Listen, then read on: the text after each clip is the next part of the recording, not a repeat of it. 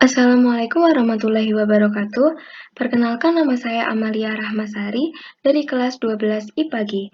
Di sini saya akan mempresentasikan materi pembelajaran tentang enzim dari bab 2 pelajaran biologi kelas 12. Enzim mempercepat sesuatu menjadi sesuatu, menyatukan sesuatu yang terpisah, dan memisahkan sesuatu yang menyatu. Pendahuluan. Enzim adalah protein yang mengkatalisis reaksi-reaksi biokimia. Enzim biasanya terdapat dalam sel dengan konsentrasi yang sangat rendah, di mana mereka dapat meningkatkan laju reaksi tanpa mengubah posisi kesetimbangan. Artinya, baik laju reaksi maupun laju reaksi kebalikannya ditingkatkan dengan kelipatan yang sama. Kelipatan ini biasanya di sekitar 10 pangkat 3 sampai 10 pangkat 12. Selanjutnya adalah struktur enzim, yaitu apoenzim.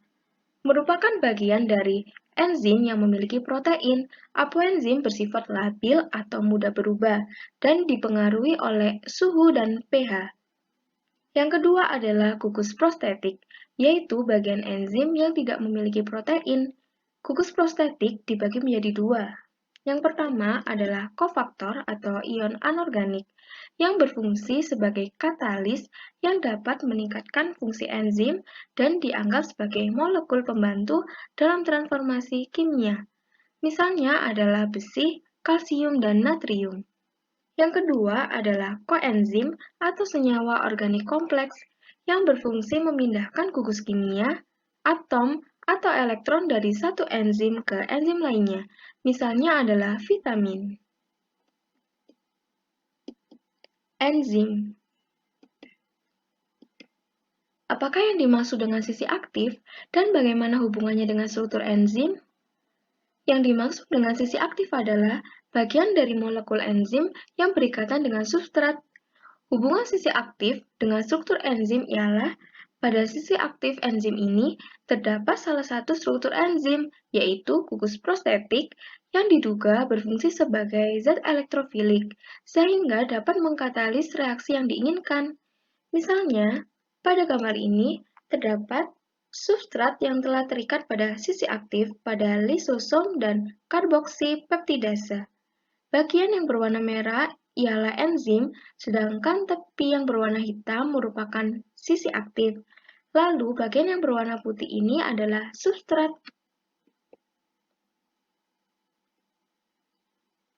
Degradation reaction atau reaksi penghancuran.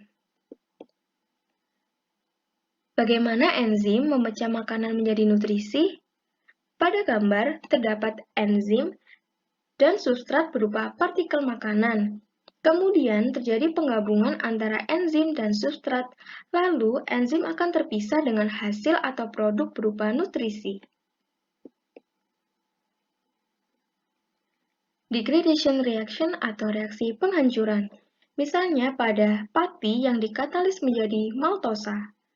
Pada gambar ini terdapat juluran putih berupa substrat yaitu pati dan terdapat bagian tepi berwarna hitam yaitu sisi aktif dari enzim, sedangkan yang bagian berwarna merah ialah enzim berupa amilase.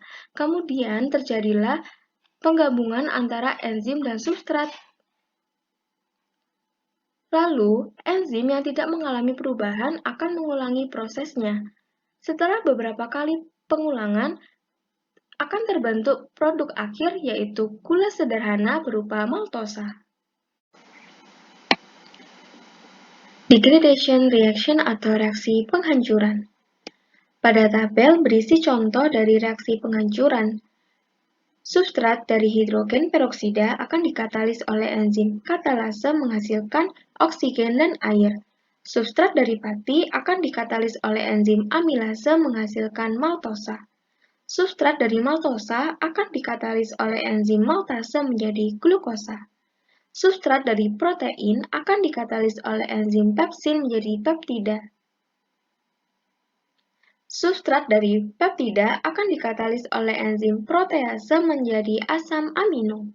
Dan substrat pada lemak akan dikatalis oleh enzim lipase menghasilkan asam lemak dan gliserol. Synthesis reaction atau reaksi penyatuan. Reaksi ini adalah lawan dari reaksi degradation reaction atau reaksi penghancuran. Pada gambar ini terdapat enzim dan substrat, yaitu partikel makanan. Kemudian terjadi penggabungan antara enzim dan substrat. Lalu enzim akan terpisah dengan produk atau nutrien.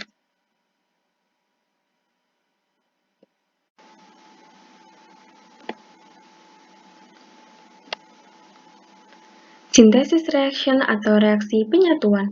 Contohnya, pada glukosa 1-fosfat akan dikatalis menjadi pati. Pada gambar, terdapat substrat berupa glukosa 1-fosfat. Kemudian, tepi yang berwarna hitam ini ialah sisi aktif dari enzim. Lalu, bagian yang berwarna merah ialah enzim berupa fosforilase. Kemudian, terbentuklah ikatan antara dua molekul substrat. Lalu, enzim yang tidak mengalami perubahan akan meneruskan prosesnya sampai selesai. Lalu, setelah beberapa kali pengulangan akan terbentuk rantai pati. Lalu, jika proses telah lengkap, akan menghasilkan bagian dari pati yang merupakan produk akhir. Karakteristik enzim. Yang pertama, enzim mempercepat reaksi kimia tetapi tidak mempengaruhi keseimbangan akhir. Yang kedua, enzim hanya diperlukan dalam jumlah yang kecil untuk mengubah sejumlah besar molekul. Selanjutnya, enzim hanya akan berfungsi pada kondisi pH, temperatur, konsentrasi substrat, dan kofaktor yang tertentu. Dan yang terakhir adalah enzim bersifat spesifik atau khusus, artinya enzim hanya mengkatalisis reaksi dalam skala yang kecil atau dalam beberapa kasus hanya mengkatalis satu reaksi. Istilah. Untuk aktivitasnya, enzim sering memerlukan adanya gugus non-protein yaitu kofaktor. Istilah gugus prostetik digunakan untuk kofaktor yang terikat kuat oleh ikatan kovalen terhadap protein enzim, sedangkan koenzim untuk senyawa yang ikatannya kurang kuat terhadap enzim. Bagian protein dari enzim dinamakan apoenzim, sedangkan enzim yang lengkap dinamakan holoenzim. Klasifikasi enzim. Klasifikasi enzim terutama didasarkan atas jenis reaksi yang dikatalis. Klasifikasi berikut menurut versi yang diusulkan oleh Komisi Enzim dari Uni Biokimia Internasional atau Commission on Enzymes of the International Union of Biochemistry tahun 1961. Setiap enzim terdiri atas kode yang terdiri dari 4 angka. Pertama, menunjukkan kelas utama dari enzim, yaitu ada 6 kelompok utama. Golongan enzim utama. Yang pertama adalah oksidoreduktasa. Mengkatalisis reaksi oksidasi dan reduksi. Donor hidrogen atau donor elektron adalah salah satu substratnya. Yang kedua adalah transferasa. Mengkatalisis reaksi transfer atau pemindahan dari gugus dengan bentuk umum A-X plus B atau A plus B min X. Yang ketiga adalah hidrolasa, mengkatalisis reaksi hidrolisis. Contohnya pada karbon dengan karbon, karbon dengan nitrogen, karbon dengan oksigen, dan ikatan lainnya. Yang keempat adalah liasa, yaitu pemutusan atau bukan hidrolitik. Contohnya pada karbon dengan karbon, karbon dengan nitrogen, karbon dengan oksigen, dan ikatan lainnya. Menyisahkan ikatan rangkap 2 atau penambahan gugus pada ikatan rangkap 2. Yang kelima adalah isomerasa, perubahan susunan geometris atau spasial pada suatu molekul. Yang keenam adalah ligasa atau sintetasa, yaitu mengkatalisis reaksi penggabungan dua molekul. Penamaan enzim. Setiap enzim memiliki satu nama sistematik yang menunjukkan kelompok dan subkelompok.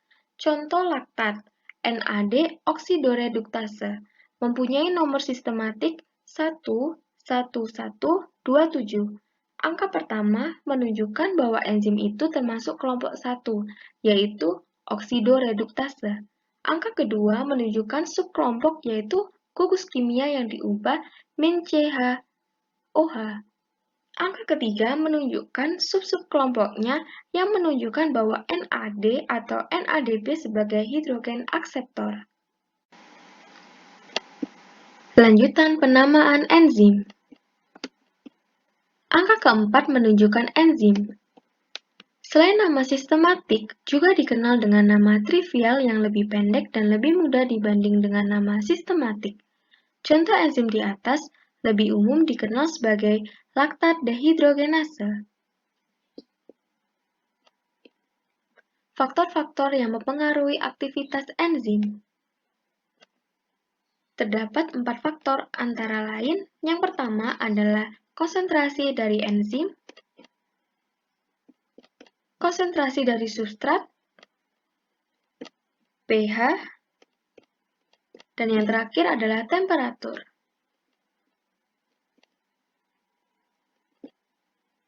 1. Pengaruh konsentrasi enzim. Bila jumlah enzim dalam satu reaksi menjadi 2 kali lipat, maka jumlah substrat yang diubah menjadi produk atau hasil adalah 2 kali lipat juga.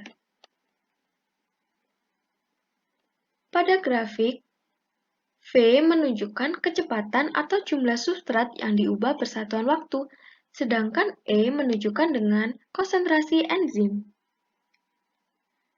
Dari grafik, dapat dikatakan bahwa hubungan antara konsentrasi enzim dengan kecepatan reaksi enzimatis berbanding lurus. 2. Pengaruh konsentrasi substrat. Kecepatan sebanding dengan konsentrasi substrat. Jumlah substrat 2 kali lipat, maka kecepatannya 2 kali lipat sampai waktu tertentu, dengan catatan konsentrasi enzim tetap konstan.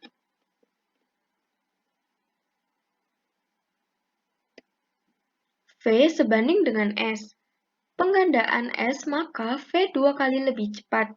Kecepatan tidak dipengaruhi oleh S, penggandaan S tidak mempengaruhi V.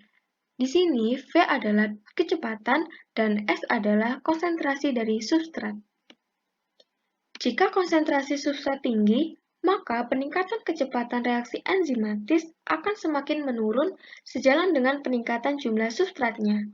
Kecepatan maksimum atau Vmax reaksi enzimatis ditunjukkan dengan garis yang mendatar, menggambarkan peningkatan kecepatan reaksi yang rendah seiring penambahan konsentrasi substrat.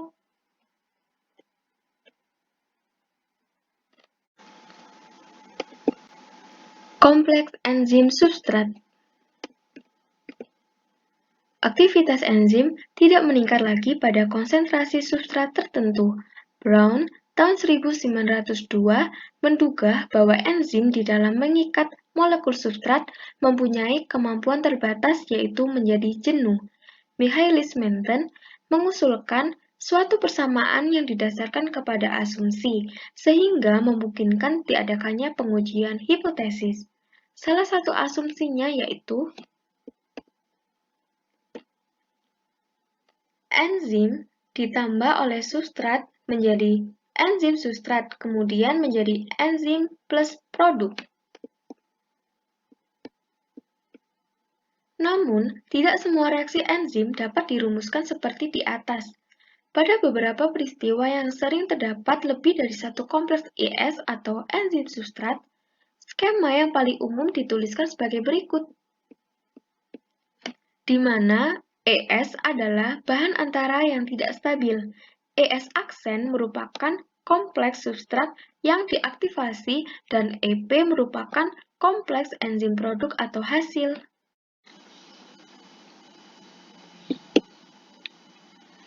3. Pengaruh pH.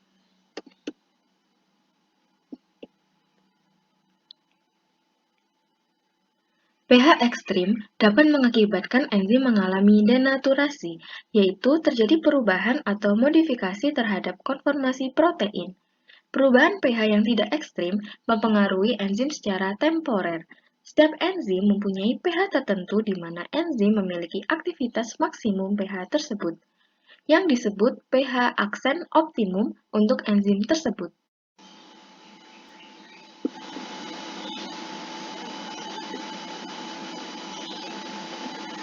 Pada bagian ini, pH optimum untuk enzim pepsin, sedangkan pada bagian ini, pH optimum untuk enzim tripsin.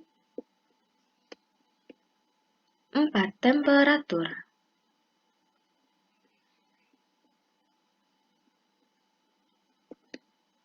Pada suhu 5-40 derajat terjadi peningkatan aktivitas. Lalu, untuk suhu kurang dari 5 derajat akan tidak aktif. Sedangkan pada suhu lebih dari 40 derajat akan mengalami denaturasi. Efek panas pada aktivitas enzim. Jika memanaskan protein di atas suhu optimalnya, ikatan akan terputus, berarti protein kehilangan struktur sekunder dan tersiernya.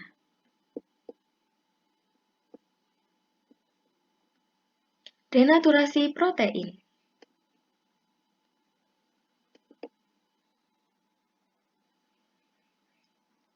Situs aktif berubah bentuk sehingga substrat tidak pas lagi. Bahkan jika suhu diturunkan, enzim tidak bisa mendapatkan kembali bentuknya yang benar. Energi aktivasi.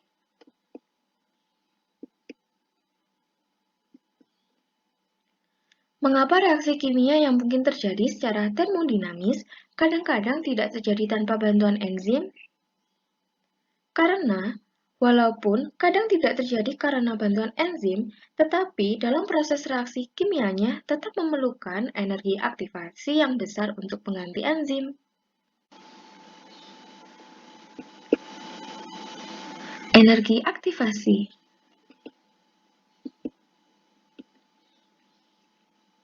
Bagaimana kecepatan reaksi dalam sel dapat ditingkatkan tanpa peningkatan suhu dan konsentrasi reaktan? Yaitu harus menggunakan enzim yang dikatalis dengan memperkecil energi aktivasinya. Misalnya, pada perubahan ATP plus air menjadi ADP, jika tanpa menggunakan katalis enzim, maka energi aktivasi akan tinggi. Sedangkan jika menggunakan katalis enzim, maka energi aktivasi akan turun atau kecil. Lock and key. Teori Lock and Key diperkenalkan oleh Emil Fischer pada tahun 1894. Menurut teori ini, cara kerja enzim dianalogikan seperti gembok dan anak kuncinya. Substrat diibaratkan sebagai kunci, sedangkan enzim diibaratkan menjadi gemboknya. Menurut teori ini, hanya substrat yang memiliki bentuk spesifik yang komplementer dengan sisi aktif enzim yang dapat berikatan dengan enzim tersebut dan bereaksi.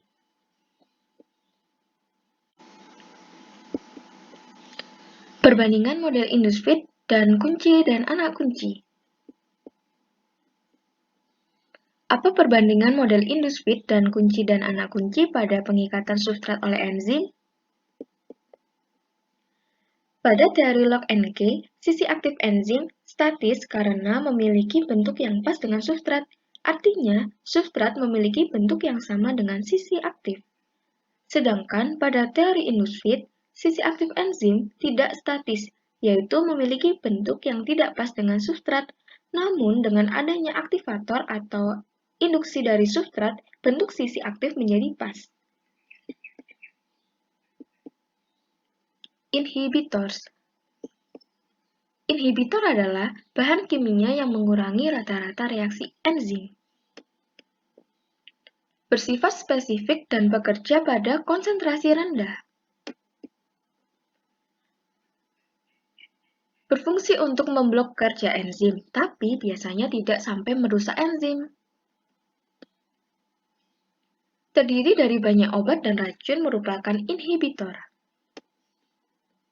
Inhibitor sendiri dibagi menjadi dua macam, yaitu inhibitor kompetitif dan non-kompetitif.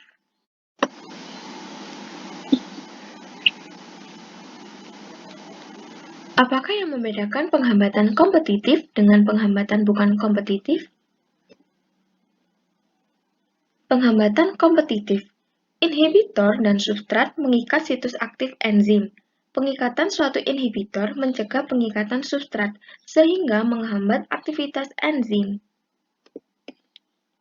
Sedangkan penghambatan non-kompetitif, inhibitor dan substrat mengikat situs yang berbeda. Pengikatan suatu inhibitor mendistorsi enzim, dengan demikian mengurangi kemungkinan pengikatan pada substrat.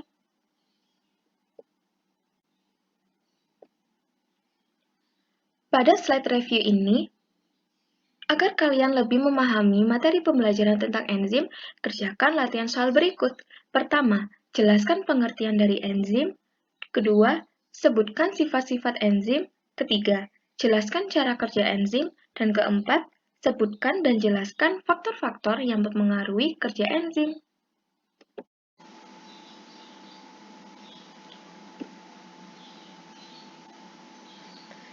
Selamat belajar, jangan lupa positive thinking selalu, tetap semangat, jaga kesehatan, tingkatkan ibadah, dan berdoa kepada Allah yang Maha Kuasa agar COVID-19 segera berlalu.